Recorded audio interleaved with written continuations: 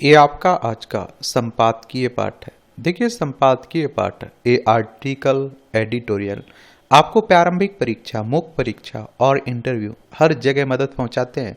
चाहे आप लोग स्टेट पीसीएस एग्जाम की तैयारी कर रहे हो या फिर सिविल सर्विस एग्जाम की तैयारी कर रहे हो, इन्हें आप लोग जरूर पढ़ा करिएगा। यहाँ से एक सामान्य जानकारी भी आप लोगों को मिलती है। नाकामी की पोल खोलता नदियों का प्रदूषण। एक समय हुआ करता था जब आप देखते होंगे कि नदियां हमारा उद्धार करती थीं, और आज आप देखते हैं कि नदियों का उद्धार नहीं हो पा रहा है। जल शक्ति मंत्रालय की ओर से संसद में दी गई यह जानकारी निराश करने वाली है कि नदियों के प्रदूषण को दूर करने का काम सही तरह नहीं हो पा रहा है। यह स्वीकारोक्ति इसलिए चिंताजनक है क्योंकि एक लंबे समय से कहा जा रहा है कि नदियों में सीवरों का गैर शोधित पानी नदी नहीं गिरने दिया जाएगा, यानी कि गंदे पानी की बात हो रही है। बीते दिनों संसद में दी गई जानकारी से यह पता चला रहा है कि सीवरेज सिस्टम की खामी से नदियों को प्रदूषण मुक्त करने में बाधा आ रही है। 2014 में मोदी सरकार ने सत्ता में आने के साथ ही जब गंगा नदी के प्रदूषण मुक्त करने का अभियान नए सिरे से शुरू किया और इसके लिए एक नई व्यवस्था बनाई, तब यह उम्मीद बंधी कि इस नदी को प्रदूषण मुक्त करने के साथ अन्य नदियों को प्रदूषित होने से रोकने में सफलता मिलेगी। लेकिन स्थिति यह है कि अभी गंगा को भी पूरी तरह प्रदूषण मुक्त नहीं किया जा सका। नदियों में सीवरों और गंदे नालों का पानी बिना शोधित किए ना जाने पाए, यह देखने की जिम्मेदारी राज्य सरकारों और उनके नगर निकायों की है, लेकिन वे इससे कोताही बरत रहे हैं और इसी का नतीजा है कि अभी भी नदियों का प्रदूषण जारी है। इसका कारण यह है कि जहां सीवरेज शोधन संयंत्र पूरी क्षमता से काम नहीं कर रहे हैं, वहीं अनेक शहरों में गंदे नाले अभी तक इन संयंत्रों से नहीं जोड़े जा सके। और दुनिया के अन्य देशों की तरह हम अपने देश में भी तमाम शहर नदियों किनारे बसे हुए हैं। समय के साथ नदियों के तट पर आबादी का घनत्व भी बढ़ रहा है और इस आबादी के एक बड़े हिस्से के पास सीवरेज सिस्टम नहीं है, और क्योंकि वह अनधिकृत कॉलोनियों में अधिक रहते हैं और इसके अलावा शहरों का जो सीवरेज सिस्टम है वह पुराना पड़ चुका है। समस्या इसलिए भी गंभीर है क्योंकि सीवरेज सिस्टम पर्याप्त क्षमता के नहीं है और वे सीवरों का पूरा गंदा पानी शोधित नहीं कर पाते हैं और इससे सीवरों का गैर शोधित पानी सीधे नदियों में जाता है। यह स्थिति महानगरों में भी है। पिछले दिनों दिल्ली में सत्ता बदलने के बाद से यमुना की सफाई पर खूब चर्चा हो रही है।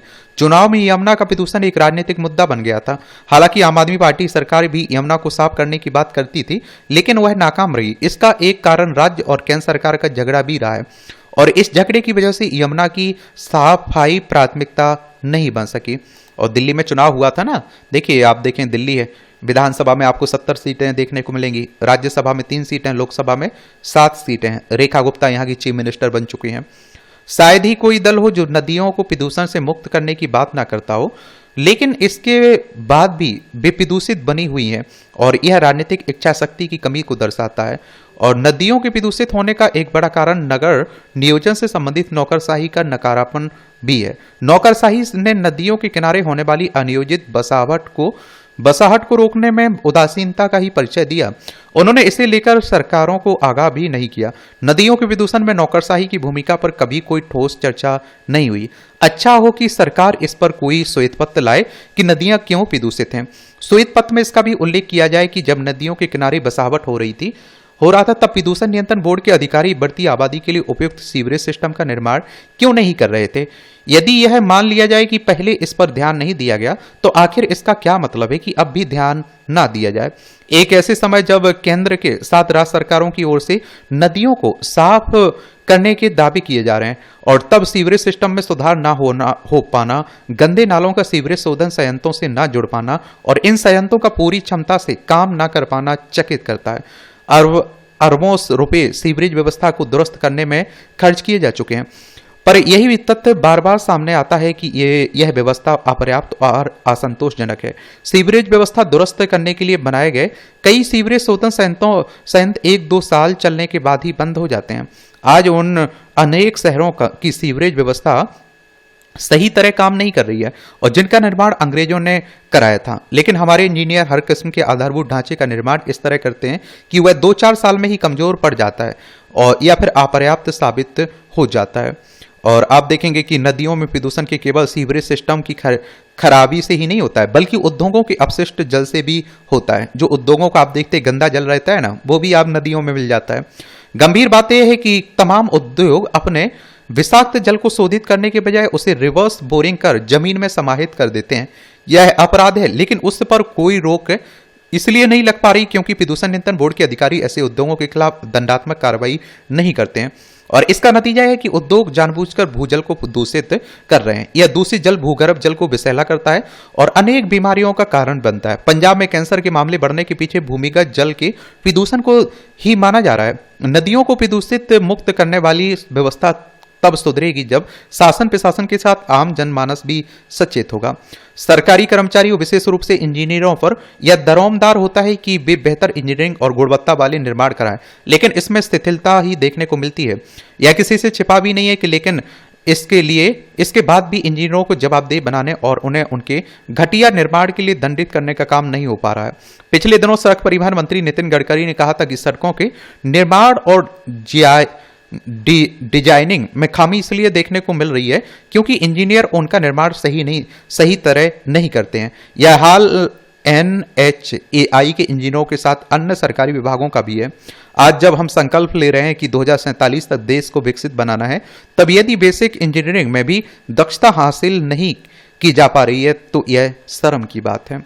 ये आप देखिए संजय गुप्त के द्वारा लिखा गया आर्टिकल। चलिए, आप लोग क्या सोचते हैं, अपनी राय आप लोग बता सकते हैं। पूरा देश ही रेल के सफर में अपने से कम आयु के व्यक्ति को देखते ही हम लोग उपदेश की मुद्राओं में आ जाया करते हैं। ये हास्य बैंक कसा जाए, परिणाम तो पढ़ सकते हैं। ये आप देखिए विदेश पढ़ने पर गए भारतीय छात्र 2024 में के आंकड़े हैं। ये आप देखिए किसने, विदेश मंत्रालय ने ये आंकड़े जारी किए हैं, ये भी याद रखिएगा। एक कजाकिस्तान में आप देखते हैं कि कब कितने 11,638, किर्गिस्तान में 11,000, आप देखते हैं कि 875, सिंगापुर में 14,547, बांग्लादेश में 29,232 और रूस में 31,444, जर्मनी में 34,702, ऑस्ट्रेलिया में आप देखते हैं कि 68,572 और ब्रिटेन में आप देखते हैं कि 98,890 और आप देखिए कनाडा में 1,37,608 और अमेरिका में 2,04,058 आप देखेंगे हमारे यहां से लोग गए हुए हैं। कर्तव्य एवं दायित्व बोध, तो आप देखेंगे कि उन्नत समाज निर्माण के लिए नागरिकों में कर्तव्य बोध और दायित्व बोध का होना बहुत जरूरी होता है। यानी नागरिकों में कर्तव्य की चेतना का जागरण और दायित्व की चेतना का जागरण होना जरूरी है। आखिर दंड और यंत्रणा से कब तक काम चलेगा? क्या पूरे जीवन काल तक आदमी नियंत्रण में रहेगा? यह सच्चाई है कि भयभीत समाज सदा रोगग्रस्त रहता है, वह कभी स्वस्थ नहीं हो सकता है। भय सबसे बड़ी बीमारी है। जब भय होता है तब समाज में दायित्व और कर्तव्य की चेतना नहीं जागती, और जिस समाज में कर्तव्य और दायित्व की चेतना जाग जाती और उसे डरने की जरूरत नहीं होती है। आदर्श समाज व्यवस्था में चरित्र निर्माण का दायित्व हर व्यक्ति से जुड़ा होता है। और आप देखते हैं कि आज के साहित्य का एक शब्द भोगा हुआ यथार्थ। हम केवल कल्पना में नहीं जीना चाहिए, और कल्पना तब तक अर्थवान नहीं होती जब तक कि भोगे हुए यथार्थ पर हम नहीं चल पाते हैं। हमारा जीवन यथार्थ एवं कर्तव्य परायण होना चाहिए। कर्तव्य परायण की पहली शर्त है कि निष्ठा और जागरूकता। जिस व्यक्ति की कर्तव्य पालन में निष्ठा है वह प्रमाद, अन्याय और मुफ्तखोरी जैसा कोई काम नहीं कर सकता। कर्तव्य भावना की कमी का कारण राष्ट्रीय प्रेम की न्यूनता भी है। अपने राष्ट्र के प्रति प्रेम होगा तो प्रमाद जैसी स्थिति को पनपने का अवसर ही नहीं मिलेगा। जीवन में बहुत कुछ बेहतरीन होना बाकी है। कई खूबसूरत क्षण रास्ते में हमारी प्रतीक्षा में है। हमारी कई उम्मीदों को अभी उड़ान भरनी है। कई हैरतों से मुलाकात होनी है और कई सुख बाहें फैलाए खड़े हैं। पर समस्या है कि हम कर्तव्य बोध और दायित्व बोध को भूलकर बेध्यानी में जिए जा रहे हैं। दुनिया हमारी ओर मुंह किए खड़ी है और हम कहीं और ही उदास बने खड़े हैं, और अपने आप देखते हैं कि भरोसे को मजबूत बनाएं। दुनिया में बहुत कुछ आपके लिए है। अच्छा कॉलम लिखा जाता है, देखा करिए, सीखा करिएगा आप लोग। ये आप देखिए चिंतित करता पंजाब, ये पंजाब की बात हो रही है। देखिए ये पंजाब, चंडीगढ़ इसकी राजधानी है, अंतर्राष्ट्रीय सीमा पाकिस्तान से लगती है। चलिए यहाँ विधानसभा, राज्यसभा, लोकसभा में सीटें कितनी हैं, यहाँ के मुख्यमंत्री, राज्यपाल कौन है, बताइए आप लोग। अमृतसर में एक मंदिर में बम फेंके जाने की घटना गंभीर चिंता का कारण बननी चाहिए, क्योंकि हाल के समय में यह पहली बार है जब किसी हिंदू मंदिर को निशाना बनाया गया, वह भी होली की रात। और इससे पहले कई पुलिस चौकियों और थानों पर इसी तरह के बम फेंके गए। चौकियों और थानों के बाद मंदिरों को निशाना बनाया जाना आतंकी तत्वों के बढ़ते दुस्साहस को बयान करने के साथ यह भी रेखांकित कर रहा है कि पंजाब के सांप्रदायिक सद्भाव पर चोट करने की कोशिश की जा रही। पुलिस की माने तो मंदिर पर हमले के पीछे पाकिस्तानी खुफिया एजेंसी ISI का हाथ है, लेकिन प्रबल आशंका यह है कि बम फेंकने का काम खालिस्तान समर्थक तत्वों ने किया होगा।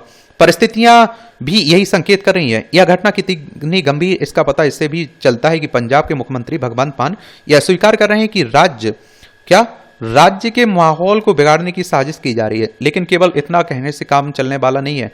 पंजाब की आम आदमी पार्टी सरकार को राज्य की गिरती कानून एवं व्यवस्था पर अतिरिक्त ध्यान देना होगा और इस क्रम में खालिस्तानी समर्थक तत्वों के विरुद्ध कठोरता का परिचय देना होगा। और अतीत में आप देखिए, पंजाब को आतंकवाद की आग में झोंकने वाला खालिस्तान समर्थक तक किसी नरमी के हकदार नहीं है, इसलिए और भी नहीं क्योंकि पाकिस्तान उन्हें हर तरह का सहयोग और समर्थन देने में लगा हुआ है। इसका प्रमाण पाकिस्तान से हथियारों और नशीले पदार्थों की बढ़ती तस्करी से मिलता है। पंजाब और साथ ही केंद्र सरकार इससे अनभिज्ञ नहीं हो सकती और इस तस्करी में खालिस्तान समर्थक तत्व शामिल हैं। इन तत्वों को पाकिस्तान के साथ पश्चिमी देशों के खालिस्तान समर्थकों से ही सहयोग नहीं मिल रहा है, बल्कि पंजाब में भी कुछ समूह और संगठन ऐसे हैं जो उनकी गतिविधियों पर मौन रहना पसंद करते हैं। खेद की बात यह है कि इनमें कुछ राजनीतिक और धार्मिक समूह भी हैं।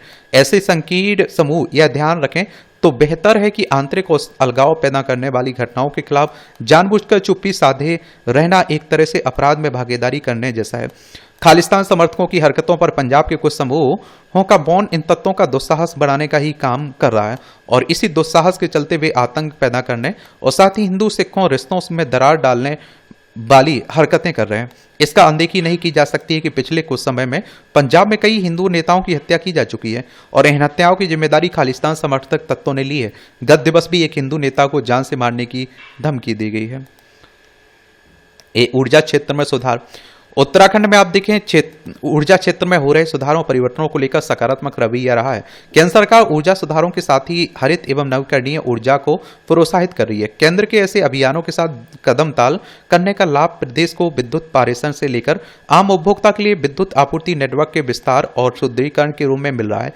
इस क्रम में अब स्मार्ट मीटर लगाने की योजना को धरातल पर उतारा जा रहा है।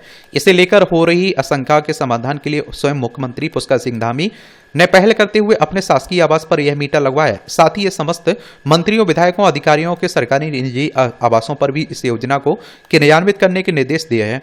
यही नहीं, उन्होंने शासकीय आवास के बाद ऊधम सिंह नगर जिले के खटीमा में अपने निजी आवास पर भी स्मार्ट मीटर स्थापित कराया। इस योजना को जून 2026 तक प्रदेश में समस्त उपभोक्ताओं के लिए लागू किया जाएगा। बताया जा रहा है कि स्मार्ट मीटर लगने से मीटर रीडिंग में किसी भी प्रकार के मानवीय हस्तक्षेप की संभावना नहीं होगी और साथ में गलत बिलिंग की आम शिकायतें दूर होंगी। उपभोक्ताओं को रियल टाइम बिजली खपत की जानकारी मिल सकेगी। यद्यपि तकनीकी का उपयोग कर ऊर्जा सुधार करने के प्रत्यक्ष लाभ मिल रहे हैं और लेकिन आमजन का विश्वास जीतने के लिए विभाग और उसके कार्मिकों की कार्यप्रणाली में भी सुधार अपेक्षित है। या आप उत्तराखंड को देख लीजिए। यह उत्तराखंड, देहरादून इसकी राजधानी, इसकी सीमा चाइना नेपाल से लगती है। राज्यों में हिमाचल प्रदेश उत्तर प्रदेश से लगती है। ये उत्तर प्रदेश से अलग करके बनाया गया था राज्य। विधानसभा में आप देखते हैं कि 70 सीटें, राज्यसभा में 3 सीटें, लोकसभा में 5 सीटें हैं। रिकॉर्ड गर्मी से बड़ा समुद्र का स्तर, तो समुद्र में उथल पुथल होती रहती है। वे कभी भी स्थिर नहीं रहते हैं, वे बदलते रहते हैं, मंथन करते हैं और विभिन्न ज्ञात और अज्ञात शक्तियों से जूझते रहते हैं। ज्वार आते जाते हैं और समुद्री धाराएं दुनिया भर में घूमती हैं। उनके गहरे पानी में प्राचीन रहस्य छिपे हुए हैं। फिर भी हाल के दशकों में एक बड़ा परिवर्तन देखने को मिला है और वह एक समुद्र के स्तर में बहुत तेजी से वृद्धि। विज्ञानियों को यह उम्मीद नहीं की थी कि समुद्र स्तर इतनी तेजी से बढ़ेगा। समुद्र के निरंतर विस्तार से तटीय शहर और पारिस्थितिकी तंत्र बदल रहे हैं। तूफान के बदलने के तरीके में भी परिवर्तन हो रहा है। 2024 में वैश्विक समुद्र का स्तर प्रति वर्ष 0.59 सेंटीमीटर की दर से बढ़ा है। यह आंकड़ा छोटा लग सकता है, लेकिन जब पृथ्वी के महासागरों की विशालता पर नजर डाले जाए तो यह दर चौंकाने वाली है। विज्ञानियों ने प्रतिवर्ष 0.43 सेंटीमीटर की वृद्धि की उम्मीद की थी और इसके बजाय वृद्धि तेजी से हो रही है, जो मुख्य रूप से गर्म होते समुद्र जल के विस्तार की वजह से है। पिछले साल रिकॉर्ड गर्मी पड़ी और वैश्विक तापमान ने 1.5 डिग्री सेल्सियस की सीमा को भी पार कर दिया। वैसे हर साल थोड़ा अलग होता है, लेकिन यह स्पष्ट है कि समुद्रों के जल स्तर का बढ़ना बढ़ना जारी है और वृद्धि की दर लगातार तेजी होती जा रही है। 3 दशकों के उपग्रह डाटा इस प्रवृत्ति की पुष्टि करते हैं। समुद्र की ऊंचाई बढ़ती जा रही है और वे अधिक से अधिक किनारों को निकल रहे हैं और जमीनी स्तर पर आप देखिए आगे बढ़ रहे हैं। समुद्री स्तर को ऊंचा उठाने वाले कारणों में एक बड़ा परिवर्तन देखने को मिल रहा है। पिछले कई सालों से समुद्र के जल स्तर में वृद्धि का सबसे बड़ा कारण बर्फ का पिघलना था। ग्लेशियर और बर्फ की चादरें अपने जमे हुए द्रव्यमान को समुद्र में बहा देती हैं। अभी तक आप देखिए बढ़े हुए जल स्तर में लगभग 2/3 हिस्सा पिघली बर्फ से आता था और जबकि बाकी योगदान तापीय विस्तार से होता था। तापीय विस्तार तब होता है जब आप देखिए गर्मी को अवशोषित करने के कारण समुद्र में पानी की मात्रा बढ़ जाती है, लेकिन 2024 में यह संतुलन उलट गया। समुद्र गर्म होने लगे। अब समुद्र के स्तर में 2/3 वृद्धि अकेले तापीय विस्तार से होती है। यह बदलाव एक गहरी समस्या का संकेत देता है। भले ही ग्लेशियर कल पिघलना बंद कर दें, लेकिन महासागर फिर भी बढ़ेंगे। पहले से अवशोषित गर्मी सर्दियों नहीं तो सालों तक पानी का विस्तार करती रहेंगी। समुद्र के स्तर में बढ़ने पर नजर रखने के लिए सटीकता की आवश्यकता होती है। उपग्रहों के माध्यम से विज्ञानियों को समुद्र की ऊंचाई को मापने की क्षमता मिली। उपग्रह 1993 से पृथ्वी के पानी पर लगातार नजर रख रहे हैं। पिछली सदी के अंतिम दशक की शुरुआत से समुद्र का स्तर लगभग 10 सेंटीमीटर बढ़ गया है। समुद्र के स्तर में वृद्धि आने वाले समय के बारे में एक बड़ी चेतावनी है। और देख रहे हैं तापमान का जलवायु परिवर्तन का प्रभाव समुद्र पर भी देखा जा रहा है। ये आप देखिए टिप्पणियां रहती हैं, देखना हुआ अगर देख सकते हैं। इसकी पीडीएफ एजुकेशन सर्कल प्लेटफॉर्म है ना टेलीग्राम पर, वहां डाल दी जाती है, तो वहां से जाकर डाउनलोड कर लिया करिएगा। हिंदी विरोध छद्म नारों की राजनीति, ये आप देखिए तमिलनाडु में भाषाई राजनीति को फिर से हवा दी जा रही है ना। चुनाव आते ही वहां के स्थानीय दल भाषा के आधार पर विभाजन पैदा करने का प्रयास कर रहे हैं। इसी क्रम में तमिलनाडु के मुख्यमंत्री आजकल हिंदी उपनिवेशवाद का छद्म नारा लगा रहे हैं। नई राष्ट्रीय शिक्षा नीति के 5 साल होने के बाद अब जाकर उन्हें इसकी याद आई है। स्टालिन को यह समझना होगा कि इस तरह की राजनीति से भले ही उन्हें क्षणिक लाभ हो, परंतु उसका भाषाई विरोध राष्ट्र हित में नहीं है। ये आप देख सकते हैं, सब बातें हो रही हैं। आज है संडे, तो संडे कम ही काम के आर्टिकल रहते हैं। अब आपका कोई सवाल हो, सुझाव हो तो आप लोग बता सकते हैं मेरे लिए। देखिए तमिलनाडु है, चेन्नई इसकी राजधानी, इसकी सीमा आंध्र प्रदेश, कर्नाटक, केरल से लगती है। चलिए, तो आज रात में हम लोग 8 बजे लाइव आकर जुड़ेंगे। आपके कोई सवाल हो, सुझाव हो तो जरूर आप लोग बताइएगा। धन्यवाद।